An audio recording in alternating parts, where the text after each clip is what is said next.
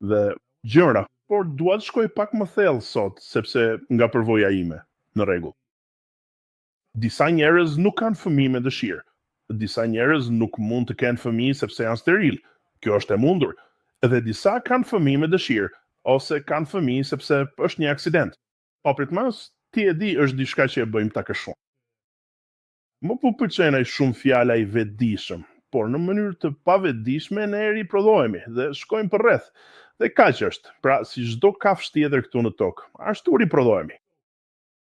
Po unë mendoj se edhe nëse ke fëmijë, nuk ke fëmijë, e gjithë kjo as nuk e di pse. Po, Nga përvoja ime, kam pasur fëmijë si sot dhe e vë në dyshim idenë e të pasurit fëmijë. Se po bëjmë fëmijë vetëm për t'i bërë robot të sistemit. Ose ti jesh hyjnor, ti jesh krijuar për një qëllim më të lartë, një qëllim hyjnor. Dhe gjithashtu ka nga ata që zgjedhin qëllimisht të mos kenë fëmijë për të shërbyer një qëllim më të lartë. por çështja është se, si thuash, mund të fillojmë nga fillimi. Po, rreth së pavetëdijshmes. Çështja është se për sa i përket të pasurit fëmijë, kur njerëzit i shohin fëmijët, mendojnë se janë gjëra të vogla apo jo. Pra ata mendojnë se nuk janë qema. Spari në rregull, sepse ata nuk janë të rritur. Pra, kur shohin diçka të madhe dhe të rritur, mendojnë se ai është një person. Por ky është një fëmijë ose një kalama ose çfarëdo termi që përdoret. Pra, puna është se kur po shikon një qenje, kur dikush po merr një trup, çfarë po ndodh është që një qenje po merr këtë formë fizike njerëzore. Kjo quhet lindje. Në rregull, ajo që quhet lindja është që një qenje po merr këtë formë fizike njerëzore, e cila është një burg. Pra në thelb një qenje lind në burg. Tani, nëse qenjet që janë njerëz nuk e kuptojnë këtë për veten e tyre, madje as që unë jam në burg. Në rregull, atëherë si mund të jenë të vetëdijshëm për atë që po riprodhojnë dhe ajo qenie do të jetë gjithashtu në burg? Ata nuk e marrin parasysh këtë, sepse nuk e marrin parasysh për veten e tyre, nuk e dinë për veten e tyre. Prandaj si mund të jenë të vetëdijshëm për këtë? Pra, sa herë që po sjell një qenje në këtë mënyrë, atëherë ka një ndjenje përgjithësie apo jo? Duhet të ketë, Po, duhet. Dua të them, kjo është automatikisht, në natyrë ekziston, por për një qenje njerëzore është më shumë, sepse ke më shumë vetdije se kafshët. Nuk e di, njerëzit po i bëjnë si kafshët, por njeriu supozohet të jetë ndryshe nga kafshët, në kuptimin që ne kemi vetëdije dhe mund të marrim vendime të vetëdijshme. Kafshët nuk do ta marrin atë vendim nëse duhet të kenë një fëmijë apo jo. Ato thjesht e bëjnë. Në rregull, por ne mund ta bëjmë në të dyja mënyrat. Pra, ne kemi këtë që quhet vullnet i lirë, liri zgjedhje në lidhje me shumë gjëra. Kështu që edhe për të ushtruar atë liri zgjedhje apo vullnet i lirë, duhet të dish diçka rreth asaj çfarë është ky plan, çfarë është trupi i njeriu, për çfarë shërben. Duhet t'i kuptosh të gjitha këto gjëra fillimisht. Në rregull, nëse nuk kupton asnjë prej tyre dhe riprodhohesh, atëherë është e qartë që nuk do të jesh në gjendje ta udhëzosh siç duhet atë qenie të re që ka ardhur këtu. Të tregosh atyre se për çfarë është e gjitha kjo, sepse ti vetë nuk e marr kohë ta zbulosh këtë për veten tënde. Pra, ne kemi gjithçka gati për të dëjuar. Si thua, duhet jesh ti i pari. Dhe pastaj, nëse vendos të sjellësh dikën në jetë, atëherë më mirë ti tregosh gjën e duhur dhe ta uzosh në atë mënyrë. Por ajo edukat tani mungon krejtësisht dhe shkolla sigurisht nuk e jep atë edukat. Qenjet që kanë sjell atë qenie në këtë botë nuk do ta marrin atë edukat. Pra, duhet të arrim në një pikë së bashku, si një tër njerëzimi, ku arsimi është i njohur për të gjithë, i disponueshëm për të gjithë. Dhe kjo është e gjithë qëllimi, si për shembull që po të flas hapur tani. ka edhe një pikë që dua të theksoj. Është se ne jemi të kufizuar në kohë për të krijuar fëmijë, për të sjellë fëmijë në këtë botë. Për shembull, një grua nuk mund të ketë shpesh fëmijë pas një moshe të caktuar. Por është pas asaj moshe të caktuar që ne bëhemi më të pjekur dhe duhet kemi fëmijë. E di që energjia është në patë. E di që kam kaluar të zerat. Pastaj ke më pak durim, më pak energji dhe gjëra të tjera për t'u dhënë këtë fëmijëve. Po kjo është mosha, si të shohën ndonjëherë çifte që lindin fëmijë, po vonë në moshën 40 vjeç. E kuptoj ti nga ndada. Do të shkoj. Po për sikur jetë 18 vjeç për shembull, jetë plotësisht i formuar, si mendërisht ashtu edhe fizikisht, nga 18 deri në 21 vjeç. Kjo është mosha për qenie njerëzore. Dhe pas kësaj, ti jesh në gjendje ta kuptosh këtë, që ky është një prizëm, nuk duhet jetë shumë e tepruar. Në rregull, nuk duhet të duhet deri në moshën 20 vjeç për t'i kuptuar të gjitha këto. Po them që mes moshës 18 dhe 21, sapo të mbushësh 18, mendja dhe trupi yt janë plotësisht të formuar. Mendërisht, atëherë duhet jesh në gjendje ta kuptosh këtë brenda atyre viteve të para ide, ashtu duhet jetë. Nuk duhet të duhet deri pas të 20-tave që të bëhesh i pjekur. Në rregull. Pra kjo është pika ime këto. Si të thuash, nuk duhet të zgjas aq. Dhe pra, sepse në këtë botë gjërat janë shumë të qarta ankar. E di, si të thuash, kur je 18 vjeç, dua të them, tani mund të shohësh që njerëzit vdesin. E di, mund të përballesh me realitetin, mund ta kuptosh këtë. Njerëzit sëmuren, njerëzit përballen me gjithfarë problemesh, çështjesh. Nuk është se gjërat fshihen prej teje pas asaj moshe. E di si kur je shumë i vogël, 10, 11, 12 vjeç. Shumë gjëra në këtë botë të fshihen. E di, realiteti i kësaj bote, por shumë nga realitetet e tjera të kësaj bote. Nuk po flas për realitetin që qenjet e fshehin, jo ai lloj realiteti. Si është realiteti bazë? Si është çfarë ndodh një njeriu, si sa gjatë jeton, këto gjëra bazë për jetëgjatësinë e njeriut dhe të gjitha këto gjëra. Cilat janë problemet ka? E di që shkon në shkollë dhe pastaj e mbaron shkollën duke ngrënë, apo jo? E mbarove shkollën e vjetër dhe tani duhet të shkosh në universitet ose ku të jetë dhe pastaj duhet të fillosh punë. E gjithë ky spektër qëndron pezun mbi ty. Duhet pra të kujdesesh për veten në thelb, që do të thotë duhet të fitosh para dhe të bësh të gjitha këto. E kështu me radhë. Pra të gjitha këto presione vijnë, kështu që realiteti ashpër i këtij bote. Duhet të bëhet i qartë. Në atë moshë, sidoqoftë e di vetë, në moshën 19 deri 21, duhet të përballesh me shumë gjëra tashmë tani te. Tani është në dorën tënde të vendosësh se si do t'i përballosh këto gjëra. Dhe pastaj, nëse do që një qenie tjetër të vi këtu dhe të përballet me të njëjtat gjëra që po përballesh ti tani. Nuk është në një situatë argëtuese hedhihe, po t'ishte një situatë argëtuese, atëherë të silje dikë tjetër do t'ishte në rregull apo jo. Si jesh në një situatë argëtuese, çdo gjë është fantastike dhe çdo gjë do të jetë fantastike edhe në të ardhmen. Atëherë ka kuptim të sjellësh një qenie tjetër, apo ja? Përndryshe, po përpiqesh të në thelb e di si është fjala në anglisht, sadistike, si të sjellësh vërtet një qenie dhe ti thuash, ja, ti, tani i përballuar me një teke. Unë përballem me realitete. Po, sepse shpesh kjo ndodh. Thjesht sjellim fëmijën e këtë botë. Dhe shpesh themi gjithashtu që kjo është një tjetër iluzion në të cilin jetojmë, që i duam fëmijët tanë. Po, mund të them që i dua fëmijët e mi, por nuk mendoj se kujdesemi siç duhet për ta, për atë që i nënshtrojmë. Çdo lloj shpërqendrimi, dhe shpesh jemi ne që e di i themi që i rrisit fëmijët. Është vërtet e drejtë. Ne i rrisim ata si që rrit ti mjekrën, dhe e di ti është sikur u akosit bari në këmbë ose diçka e tillë. Dhe dua të them, pasi bëhen 2, pasi bëhen 3 dhe pasi bëhen 4. Kjo është e gjitha që ndodh. Por nuk ka rritje, sepse rritja do thotë zhvillim i vetdijes dhe të gjitha këto, si rritje dhe kjo do të thotë. Dhe për këtë, si çdo fëmijë ka nevojë për një arsim të mirë, që në moshën 3-4 vjeç e di. Dhe sa më shpejt ta njohin realitetin e këtij bote, aq më mirë është për ta. Në rregull, këtë e kam shënuar kjo. Sa më të vegjël e di aq më mirë për gjitha këto. Mendoj se ky është çesi kur këtë. Prandaj shpesh, e di, më vjen ndërmend ajo gjë nga Bob Marley, që shite ajo, ai tha, tua tregoni fëmijëve nëse te. Kjo është aleqasht. Por tani, sepse kur vjen puna te e vërteta, mendoj tua tregoni fëmijëve realitetin. Sepse kur vjen puna te e vërteta, ndonjëherë e vërteta ime, e vërteta jote. Po, e vërteta është një fjalë më e paqartë. Nëse thua realitet bazë dhe fakte bazë, kjo është më mirë se sa realiteti. Sepse fjala e vërtet është shumë e ngjashme me e vërtet për mua, duke e vërtet. Po dua them fakte, le ta quajmë thjesht si smundjet ndodhin në këtë ditë. Në fakt, qenjet njerëzore vdesin pas një moshe të caktuar. Në fakt, qenjet njerëzore platan. Në fakt, e dini kjashtja, askush nuk mund t'i kundërshtojë këto lloj gjërash. Po flas për fakte që nuk mund të kontestohen, që nuk janë të hapura për interpretim, për të cilat njerëzit nuk mund të debatojnë.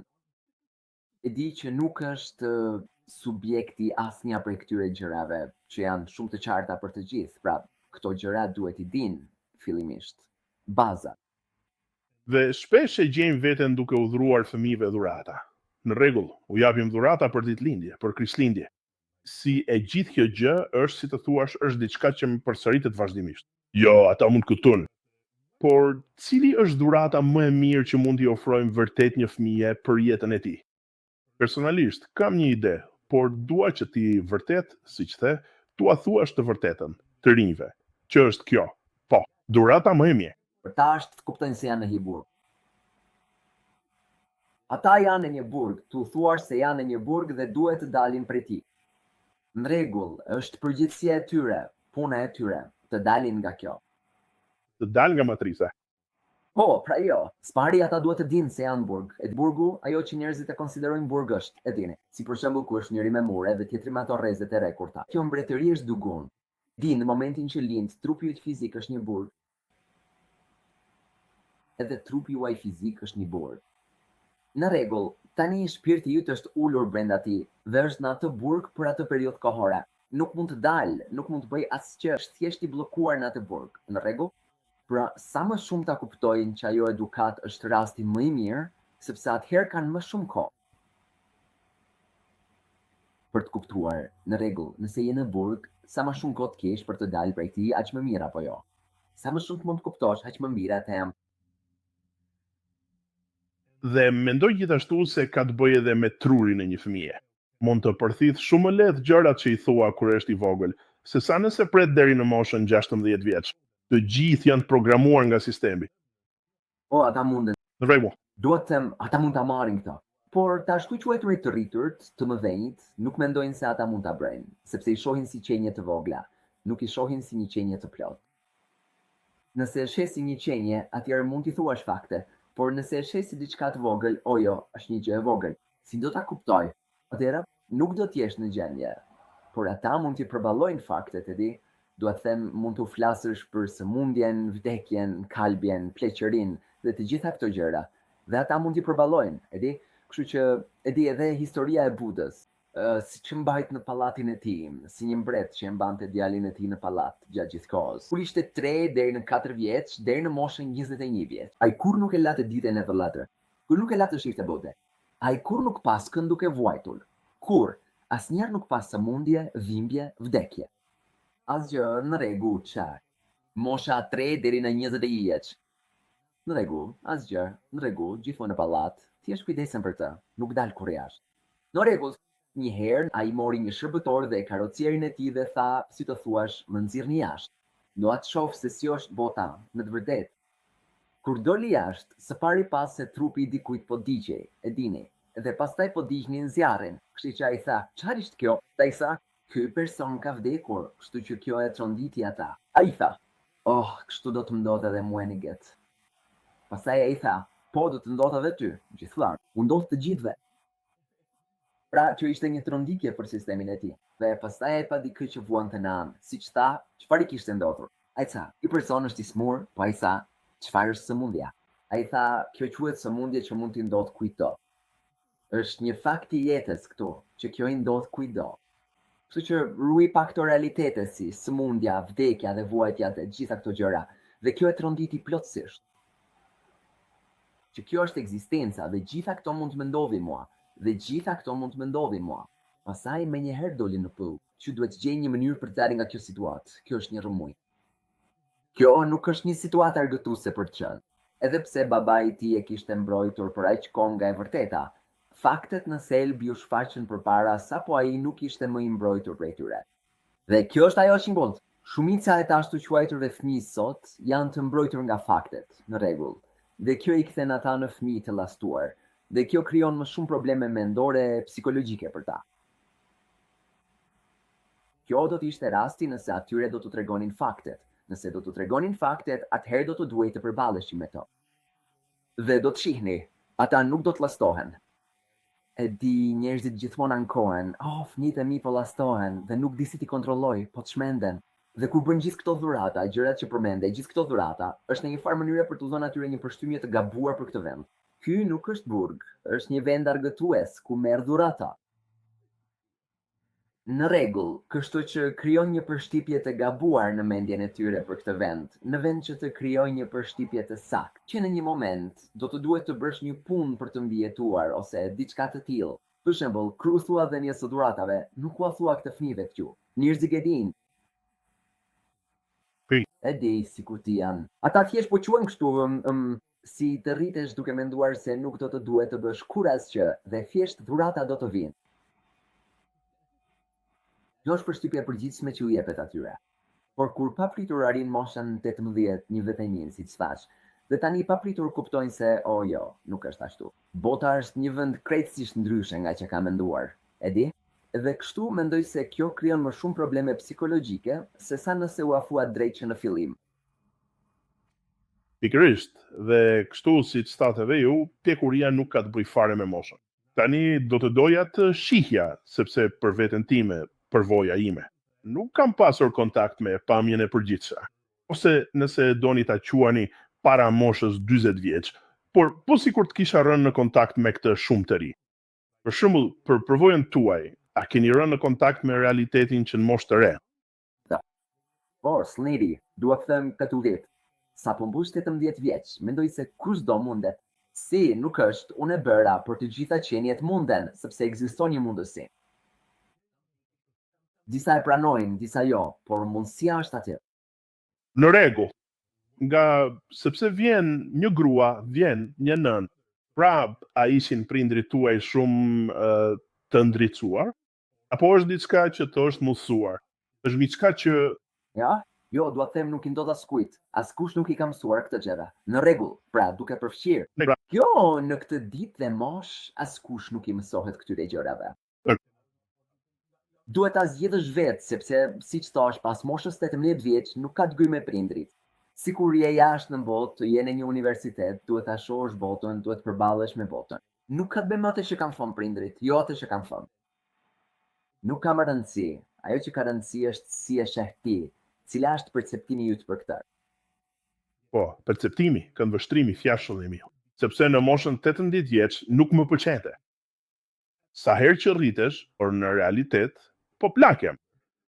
Kështu që sa herë që shkoj drejt një moshe më të madhe, e gjej veten me një këndvështrim të ndryshëm për të rinjt dhe për të moshuarit. Si për shembull, në moshën 20 vjeç, nuk kisha të njëjtën perspektivë për burrin 70 vjeçar që kam sot në moshën 48 vjeç. Duke i parë atë, pra ti e di, ndërsa rritesh, piqesh dhe plakesh, ndryshon shumë perspektivë për shumë gjëra. Gjëra gjithashtu. Po, ta. Pra. Por perspektivat themelore nuk mushojnë. Për shembull, askush nuk i prisin të knaqet. Për shembull, ju, si për shembull, nëse në një 20 vjeçar sheh një 70 vjeçar, 80 vjeçar. Dhe ata po ecin do dal. Dhe ata nuk kanë energji, ti ke energji dhe ata jo. Nuk do dojë të ishin në atë pozicion apo jo. Nuk do të doje të ishin në atë situatë apo jo. Kjo perspektivë është e njëjtë apo jo. Pra, po puna është se nëse kupton që një ditë do të ndodhë edhe me ty, do të vijë edhe radha jote. Ky fakt është i rëndësishëm në dy aspekte. Pra, ajo që po them është se përballja me faktet të kësaj bote, të këtij niveli ekzistence, sa më shpejt ta bësh, aq më mirë është. Dhe nëse ta quajturit prindër ta mësojnë këtë që në moshën 3, 4, 5 vjeç, ashtu si në kohët vedike, në kohët e lashta, të gjithëve u tregoj kjo sa më herët që ti ishte e mundur. Kjo ishte mënyra më e rinje, sepse të jep më shumë kohë për ta kuptuar dhe nuk humbesh në dramën e kësaj bote. Tani, gjithë kjo marrëzi që sistemi ka krijuar të njerëzit është sepse kjo gjë themelore nuk po mësohet. Vetëm atëherë mund t'i bombardoni me të gjitha këto lloj programimesh mendore dhe budallave që të tjera. Sa po të përballesh me këto fakte dhe ta kesh të qartë këtë, atëherë nuk ka asgjë nga jashtë që mund ta bëj këtë. Dhe çfarë është saktësisht tani? Nëse e flasim për fëmijët, cila është përgjegjësia e prindërve në të vërtetë? Me të gjitha ato që fat? Ne kemi një përgjegjësi të caktuar dhe nuk mendoj se është për t'i shkatëruar ata, por për t'i ndërtuar ata. Por si mundemi ne? Është kështu? A bëhet dështimi i fëmijëve tuaj përgjegjësia juaj sepse nuk keni marrë përgjegjësinë për të hapur sytë tuaj dhe a mund ta fajsoni veten për dështimin e tyre apo për të hapur sytë e tyre? Ose si? Sepse nuk mundesh, pra gjëja që nuk mund t'i sjellësh, sepse ata janë gjithashtu qenie të veçanta, në rregull. Dua të them, nëse prindrit nuk bëjnë gjën e duhur dhe nuk mëson atyre gjën e duhur ose çfarëdo që të bëjnë, sepse nuk e njohin veten. Po, Pikërisht, atëherë ata ende kanë një shans në moshën 18 deri në 21 vjeç përsëri vet. Pasi truri i tyre të jetë formuar plotësisht, i cili është plotësisht i vetëdijshëm, ashtu si ai qenieve njerëzore. Trurit i duhet kaq kohë. E di, trupi yt po zhvillohet dhe vazhdon të rritet, dhe pas asaj ndalon së rrituri. Në rregull, pra ku arrin atë pikën fizike, pas asaj ata mund ta bëjnë gjithçka vetë. Në rregull, nuk është si çfarë moshe e arrita unë, dhe pastaj mora vetë kumtore. Pra, nëse mora apo jo ndonjë udhëzim nga prindrit, nuk ishte rëndësi. Në atë kohë, pra, në fund të fundit, do të jetë përgjegjësia e tyre që ngaj momentet tutje. E di, përgjegjësia e prindërve është vetëm në fillim kur mund të thuash gjëra, sepse ti e di dhe e ke përjetuar atë, ndërsa ata ende jo. Çfarë? pastaj bëhet përgjithësi. Po, sepse ndryshimi mes teje dhe atyre është ishte u përvora apo jo. Ti i ke përjetuar disa gjëra në këtë jetë, dhe ata ende jo. Ti e di si është, kështu jo mund të thuash, shiko, është kështu. Pra, është Sepse shpesh ja edhim fajin të tjerëve në vend që të marrim përgjegjësinë për dështimin tonë. Që të hapim sytë ndaj këtij realiteti, ose të kuptojmë vërtet, të shohim me sy të vërtet, të kuptojmë. Prandaj është kështu. Është e rëndësishme ta kesh atë gjë para se të vendosësh të bësh fëmijë. Përndryshe, fëmijët bëjnë fëmijë. Nëse fëmijët bëjnë fëmijë, atëherë e di si është puna. Asgjë nuk mund të transmetohet, kështu që do të jetë një cikël ignorance, unë e quaj cikli i ignorancës. E di, si ignorancë pas ignorance pas ignorance. Kjo është ajo që krijon ndërgjegjen masive, ndërgjegjen e deleve, si duash ta quash. Ai cikëll i ignorancës krijon këtë, pra dhe asnjë ndërgjegje nuk lind aty.